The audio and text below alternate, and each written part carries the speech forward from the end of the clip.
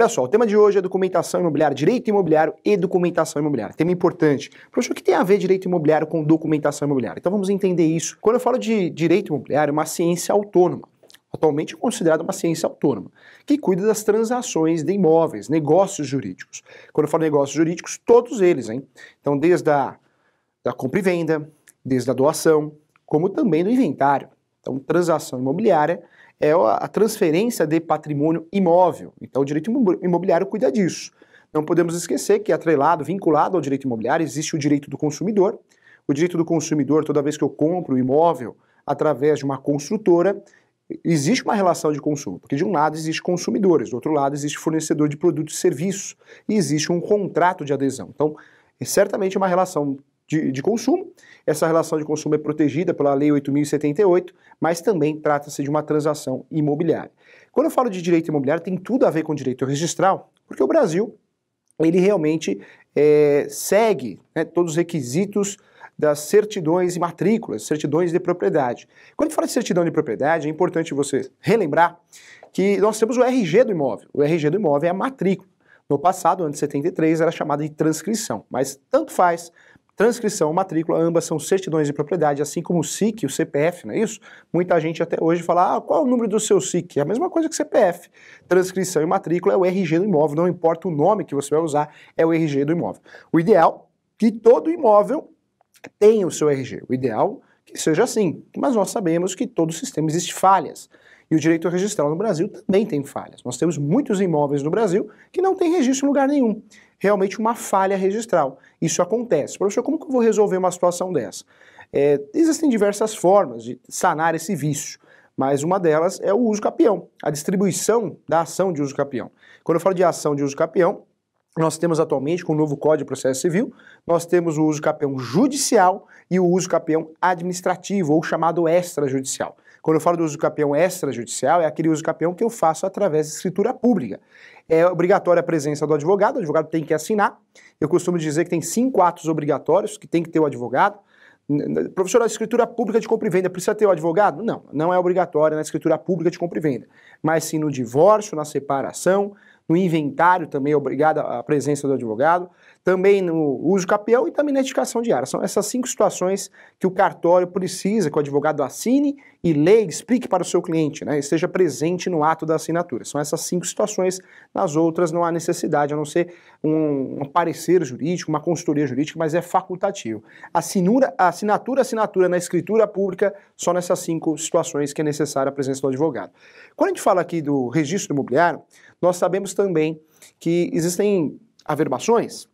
Eu costumo dizer que averbação nada tem a ver com registro. Registro é a transmissão. Toda vez que eu faço uma doação, é registro. Toda vez que eu faço uma compra e venda, também é registro. A averbação, nós temos pela Lei 6.015, nós temos mais de 31 espécies de averbações. Fora as averbações doutrinárias e jurisprudenciais também. As mais conhecidas é a averbação de compromisso de compra e venda, é para gerar publicidade e é um ótimo negócio. Toda vez que você vai comprar um imóvel, não seja o pagamento à vista, que você deu entrada nesse imóvel, né, deu um sinal e parcelou direto com o proprietário, eu oriento você sempre realmente fazer a averbação do compromisso de compra e venda, porque isso gera publicidade, segurança jurídica, evitando até uma fraude. O compromisso de compra e venda, quando é devidamente averbado, você consegue evitar, você comprador, consegue evitar a fraude do vendedor. Vamos dizer que o vendedor não seja uma pessoa honesta, ele possa vender para outras pessoas, praticar a dupla venda, a tripla venda, e você depois vai ter problema com isso. Porque existe um ditado no direito que só é dono quem registra. Então, professor, eu comprei em 2015, mas o fulano registrou em 2018. De quem que é essa propriedade? Pode ter certeza que é de quem registrou primeiro. Não interessa que você comprou primeiro. Quem registrou primeiro, que é o proprietário, precisa tomar muito cuidado com isso. Por isso é interessante sim fazer essa averbação para proteger a transação imobiliária. E essa averbação, ela no passado era uma exigência para fazer a ação de adjudicação compulsória. Hoje não. Hoje, caso você queira fazer uma ação de adjudicação compulsória, que é uma ação de obrigação de fazer do comprador contra o vendedor, para obrigar o vendedor a fazer a transmissão da propriedade, no passado existia uma obrigatoriedade dessa averbação. Hoje não. Mesmo sem essa averbação, você consegue fazer essa ação, que é uma ação para obrigar o vendedor a transferir para o comprador. Se não achar, sai a carta de adjudicação e o comprador consegue fazer a transmissão da propriedade sozinho. Nome da ação, vou repetir, hein? Ação de adjudicação compulsória. Quando tem aí contrato de compromisso, compra e venda, nasce o direito do comprador, se precisar, utilizar a ação de adjudicação compulsória. Ainda no direito imobiliário, nós temos as ações, né, as ações possessórias, temos as ações locatícias, são ações do dia a dia do direito imobiliário, sem falar também do direito de vizinhança, que também são ações importantes voltadas ao mercado imobiliário. A documentação imobiliária é a parte de papel, papelada, isso mesmo. O registro entra nisso. Quando eu falo de documentação imobiliária, o registro é documentação imobiliária. Pergunto aqui, qual que é o documento do imóvel? O principal, o documento de verdade, realmente é o registro, a matrícula de propriedade. Quem acompanha a questão de direito já não confunde mais escritura pública com registro. No Brasil, nós temos um procedimento para registrar o imóvel, e esse procedimento ele é oneroso, sim, e demorado também, e tem várias etapas. No mínimo, nós vamos dividir uma transação imobiliária em três etapas. A primeira etapa é verificar as certidões, o conjunto de certidões no nome do imóvel, né, para saber de quem que é o imóvel, e no nome dos compradores e vendedores. Nós conversamos aqui que a documentação imobiliária é isso. Documentação imobiliária, conjunto de certidões, mais contratos. Isso é a documentação imobiliária. É o conjunto completo que dá o direito do comprador ter o imóvel no seu nome, né, transferido pelo vendedor. Quando eu falo de certidões, então a primeira certidão que aparece numa transação imobiliária, que isso faz parte do direito imobiliário e documentação imobiliária, nós temos aí a certidão de propriedade. Certidão de propriedade pode ser solicitada no cartório de imóveis, mas também hoje, com a tecnologia, muita coisa avançou, está muito mais fácil. Eu consigo solicitar em diversos sites diferentes. Não estou aqui para fazer propaganda não, mas tem vários sites, Arisp, Cartório 24 horas, você solicita a certidão e paga o boleto, sem sair de casa, sem sair do seu escritório. Você talvez pague um valor maior, mas fato é que você consegue a entrega na sua casa, né? Você consegue pedir lá para que seja entregue a certidão na sua casa. Nós temos outros sites também, registradores.com, que você consegue imprimir a certidão na hora, vai depender de cada município, cada estado, né? Nós sabemos que o Brasil é muito grande, mas facilitou muito. Mas na pior das hipóteses, você tem que ir até o cartório. E cuidado, quando eu falo de cartório, o ideal, o sistema deveria ser integrado, mas nós sabemos que o nosso país ainda não é totalmente integrado, mas normalmente em muitos estados, muitas cidades, você consegue solicitar num cartório de imóveis uma matrícula de um outro cartório. Ou seja, você vai no cartório de imóveis mais próximo do seu trabalho, da sua casa, para solicitar uma certidão de propriedade de um outro cartório, né, de um outro imóvel. Você consegue também, em regra. Mas, como a gente fala de certidão de propriedade, muita gente pergunta, professor, como que eu faço essa solicitação da certidão de propriedade? Então vamos lá. O ideal é que você tenha o número da matrícula, esse RG. Quando você chega no cartório, tudo que você faz no cartório tem que ser pré-notado, ou seja, via requerimento. Eu faço um requerimento, faço um pedido por escrito, e aí o meu pedido, eu tenho que pagar, lembrando que cartório ou é cheque ou dinheiro, não tem esse negócio de cartão de crédito ou débito por enquanto, né? Pode ser que amanhã depois mude isso, mas cartório é delegação do Tribunal de Justiça, então é cheque em dinheiro, não esqueça de levar o talão de cheque ou dinheiro para pagar a certidão.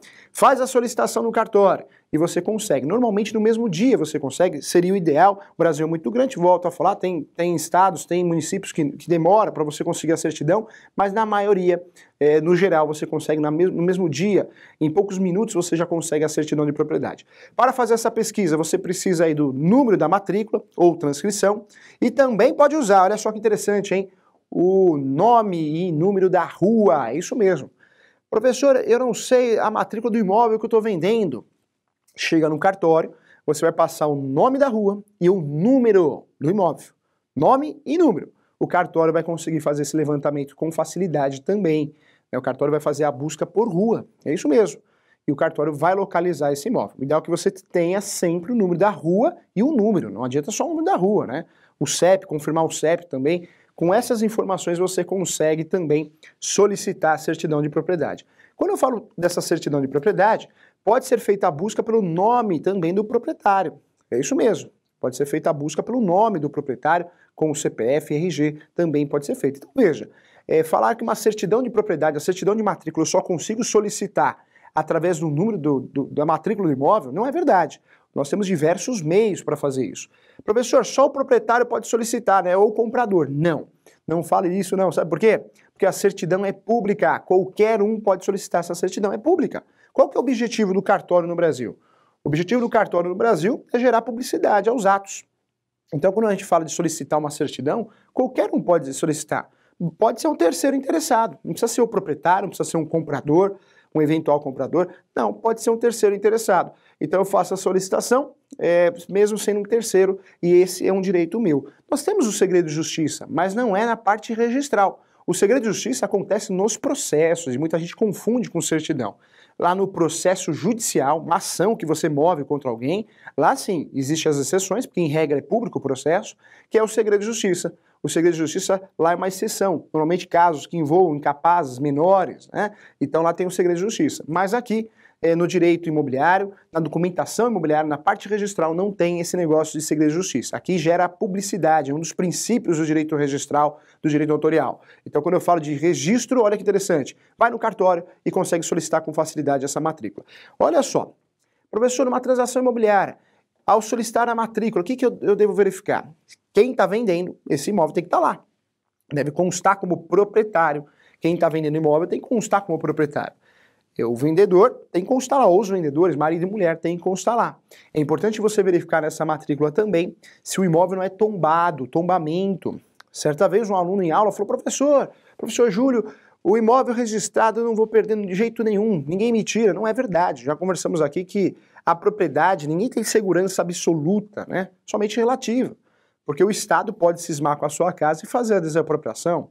Pode ocorrer um trincado no seu imóvel e a Defesa Civil pode achar que esse imóvel gera risco, não só para você, mas para os vizinhos e pedir para todo mundo sair, requisição administrativa.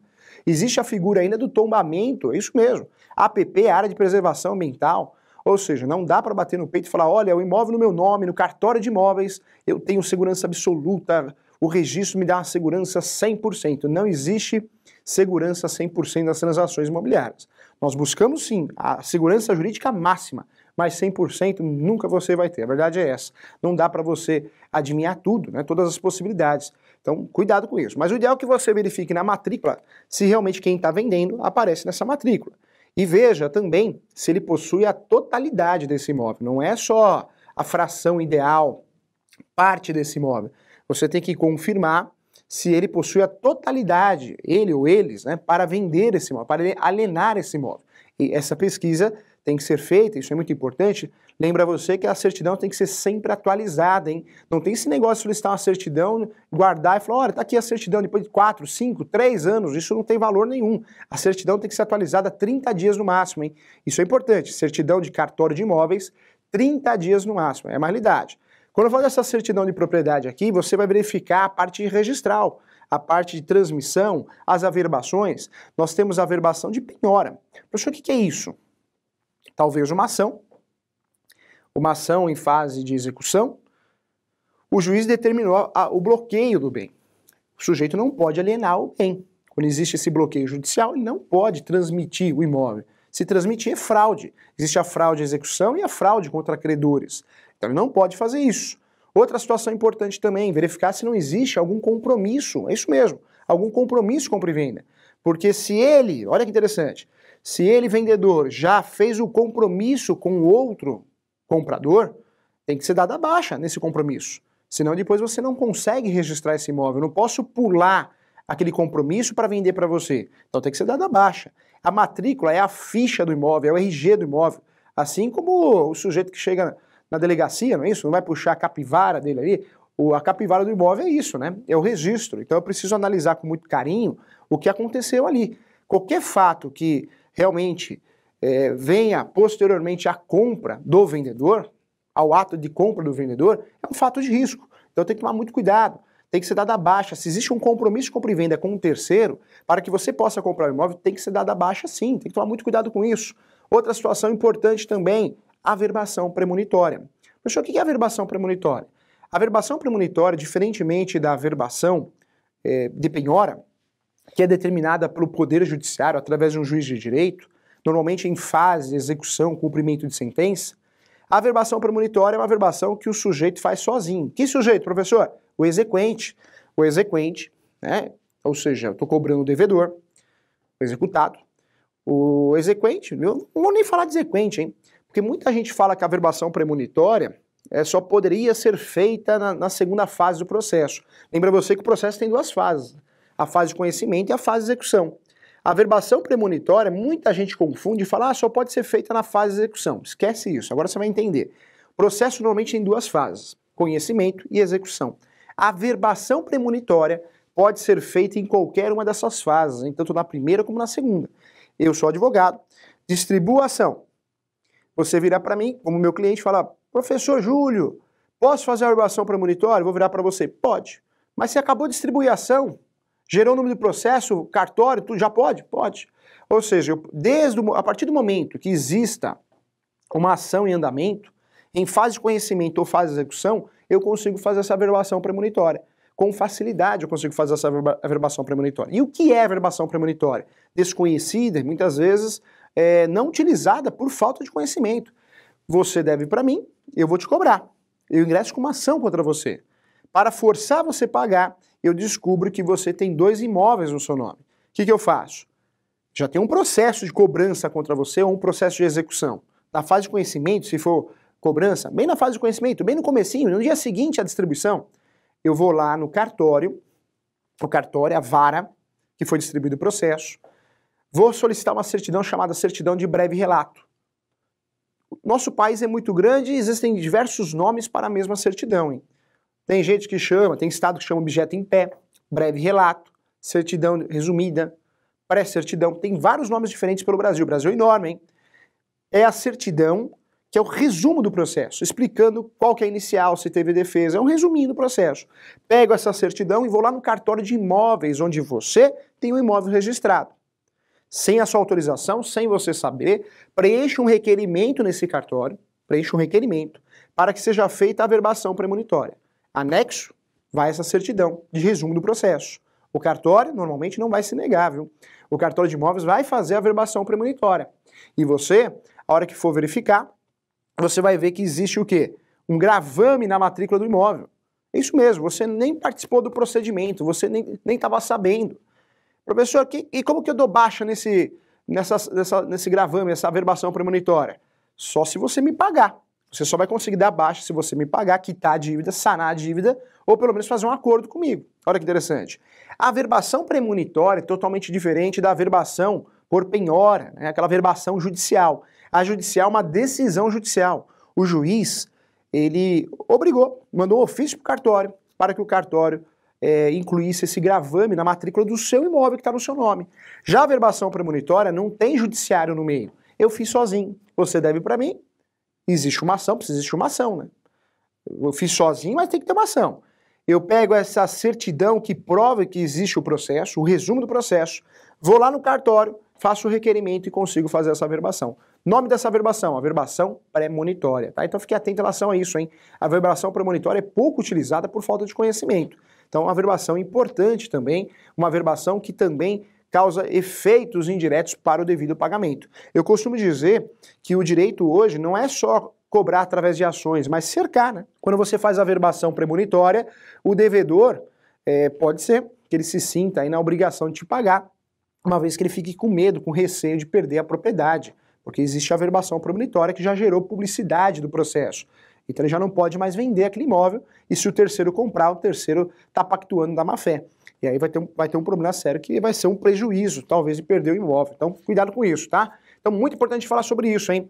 Quando a gente fala de documentação imobiliária, não é só o documento do imóvel, que é a matrícula, a certidão de propriedade, toda essa análise contextual que deve ser feita, mas também analisar comprador e vendedor. Numa transação imobiliária, isso eu falo para locação também, hein? No mundo da locação, da Lei 8.245 de 91 e a Lei 12.112 de 2009. No mundo da locação também tem que ser feita essa averiguação. Nós sabemos que na locação, diferente do registro, lá quem tem a posse pode alugar também o imóvel. Quem pode alugar o imóvel? Quem tem a posse ou quem tem o registro, o domínio, né? Então, quem pode alugar? Quem tem a posse ou quem tem o registro. Mas tem que ser feita essa verificação também na locação. Voltando aqui, ó, documentação imobiliária, é só certidão de propriedade? Não. São as certidões também para conhecer a idoneidade dos compradores, vendedores, ou seja, das partes que estão negociando. Quando eu falo de certidão, as certidões básicas devem ser solicitadas tanto no nome do comprador como no nome do vendedor, são as certidões de distribuições cíveis, é isso mesmo. certidões de distribuições cíveis. Então, quando eu falo de certidão de distribuição cível, no mínimo eu vou solicitar a certidão de distribuição cível para saber se existe ações contra o comprador, ações contra o vendedor. E é importante para os dois, hein? Porque o comprador, se existem diversas ações de cobrança, execução contra ele, eu posso ter problema, sim, em relação à venda. O vendedor pode ter sérios problemas em relação a vender para esse sujeito. E o mesmo acontece com o comprador que está comprando um imóvel de alguém que está vendendo, mas está cheio de processo no seu nome, de cobrança, execução, ainda mais trabalhista também, pode ter problemas, sérios problemas e ter a nulidade do negócio. Por isso o ideal é que eu solicite essa certidão de distribuição cível, esse é o nome da certidão. Volto a falar, no Brasil nós temos duas jurisdições diferentes, a federal e a estadual. Então o ideal é que você solicite tanto na esfera estadual como na esfera federal. Professor, é muito difícil solicitar uma certidão. Hoje ficou muito fácil, hein? Hoje você consegue solicitar com facilidade no site do Tribunal de Justiça de cada estado e também da Justiça Federal, vai depender da região. Cuidado que a Justiça Federal, ela é dividida por regiões. Então você precisa verificar o estado que você está, qual região da competência da Justiça Federal para solicitar a certidão de distribuição federal, mas a correta, né? Não vai solicitar na região errada, porque tem que ser da região onde está localizado o imóvel. Isso é muito importante você saber. Olha só que interessante, ó. Quando eu falo ainda de esse conjunto de certidões, não para por aí. É importante você saber que nós temos também a certidão de distribuição cível e a certidão de distribuição criminal. É isso mesmo.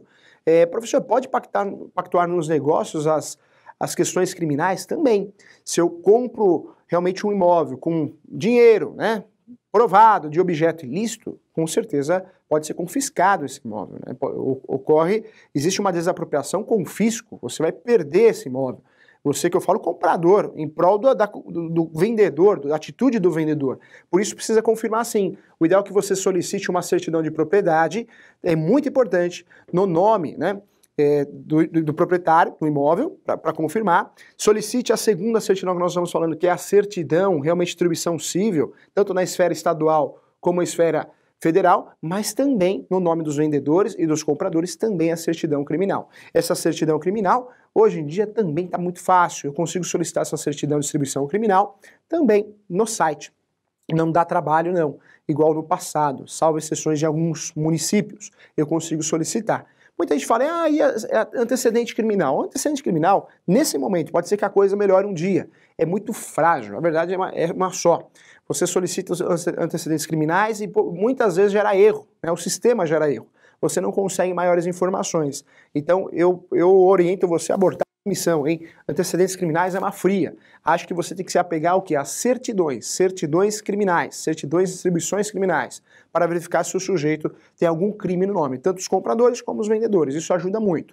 No caso de PJ, pessoa jurídica, é importante também você solicitar a certidão trabalhista, tanto a certidão de ações trabalhistas, como a certidão também chamada certidão de execução trabalhista. Cuidado que a trabalhista nós temos o conjunto de duas certidões, hein? Ações trabalhistas e também certidão de ações e certidão também de execução trabalhista. O nome pode mudar de um estado para o outro, mas normalmente é ações e execução, porque na trabalhista, diferente da cível, lá eles separam as certidões.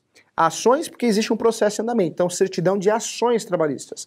E execução trabalhista, porque já tem uma decisão, já tem uma sentença, já em fase de cumprimento de sentença, então certidão de ações trabalhistas. São duas certidões para identificar se existe débitos trabalhistas, ações trabalhistas, execução trabalhista. Isso é importante você saber e relembrar, hein? Professor, documentação imobiliária, então, também esse conjunto de documentos, que são certidões? Isso é documentação imobiliária. Mas documentação imobiliária também é os contratos particulares. Nós conversamos aqui que o auto de vistoria, tanto na compra e venda, como também na locação, é muito importante. O auto de vistoria, ele protege tanto o comprador como o vendedor. O auto de vistoria pode ser feito de uma forma mais complexa ou pode ser simplificado mesmo. O auto de vistoria, para quem gosta e tenha acesso com facilidade, né, à informática, a foto, sempre é melhor. Porque fotos você prova, né? É uma forma de provar dentro do processo civil. Foto é prova documental. Então o ideal é que você tire fotos desse imóvel, mas o auto de vistoria tem que ser feito, tanto na transação imobiliária inicial como final, ou seja, na entrega da posse. Posse, professor, o que representa a posse nas transações imobiliárias? A chave. Quando eu entrego a chave para você, quer dizer que eu te entreguei a posse. A tradição é a chave, é a entrega da chave. Por isso muita gente fala, eu peguei a chave na imobiliária, mas eu não estou morando na casa. Eu acho um absurdo a imobiliária cobrar aluguel da minha pessoa. Tem que cobrar e você tem que pagar, porque você pegou a chave. Chave é a tradição. Nas transações imobiliárias, o que representa a tradição? A chave. Se eu te entreguei a chave, eu te entreguei a posse. Aí começa o direito de cobrar aluguel, eu, locador, de você, inquilino. Então, cuidado com a chave. Por isso a chave tem que pegar com certeza, na hora que você fala, agora eu vou morar naquela casa, porque senão já pode ser cobrado aluguel. Quando a gente fala de transação imobiliária, usar o auto de vistoria é muito importante, tanto na parte de locação como na parte de compra e venda. Faça esse auto de vistoria. O auto de vistoria, realmente, ele comprova, ele é anexo ao contrato. Normalmente é aquele contrato facultativo, aquele pré-contrato, aquele contrato só para fechar o negócio. Lembra você que o procedimento registral no Brasil, segundo a Lei 6.015, é um procedimento solene, é solene. Porque acima de 30 salários mínimos eu sou obrigado a fazer a escritura pública, não posso fazer contrato de gaveta. A escritura pública é feita pelo tabelião de notas. Um escrevente vai fazer a escritura pública para que você consiga registrar. Essa escritura pública vai ser recolhido o ITBI, o Imposto de Transmissão, é na escritura pública, é o tabelião, é o escrevente que vai fiscalizar isso, né? E aí o cartório de registro de imóveis vai fazer o registro, a parte registral. Quando a gente fala dessa parte registral, qualquer erro que tenha nessa escritura pública, o cartório de imóveis não faz o registro, hein? Por isso eu oriento a você confiar no tabelião, aquele que é mais exigente, né? Aquele que exige mais informações. Esse tabelião que gosta das coisas certas, corretas, é o que você deve procurar. Porque não adianta você fazer uma escritura pública, né, acaba burlando diversas informações, esquecendo várias regras. Ah, não, vai dar certo, que depois consegue registrar. No cartório de imóveis não consegue registrar. Então cuidado, hein? Procedimento de registro, qual que é? Escritura pública, recolhimento de tributos, ITBI, e depois o registro. São 3 fases, no mínimo, que eu vou fazer esse registro. No mínimo vou gastar aí 8%, né? Calculando com tributos, escritura e registro, 8% do valor do imóvel, em média, tá? Então, em média, depende de cada região, mas em média é isso. Cada estado, né? Mas em média é isso. Quero agradecer a você, mais uma Questão de Direito, uma boa semana, sucesso para você, um abraço!